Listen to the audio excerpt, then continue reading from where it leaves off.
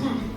หนูมีจุดมุ่งหมายในใจคือหนูอยากสอบไปเรื่อยๆจนกว่าจะถึงระดับ3ค่ะและหนูขอขอบคุณพ่อคุณแม่ที่คอย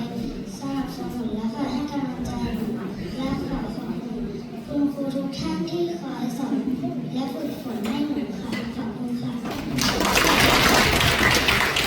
ครับผมพ่อร้องครูครับวันนี้ผมน่าตื่นเต้นแล้วก็ภูมิใจมากที่น้องได้มารับในวันนี้ก่อนอื่นก็ขอบคุณคุณครูแล้วก็ทีมเรียนครับที่ช่วยสอนน้องนะครับผมคิดว่าการที่ได้รับรางวัลนี้มันต้องใช้ความพยายามแต่สุดท้ายน้องก็ผ่านคิดว่าเป็นการ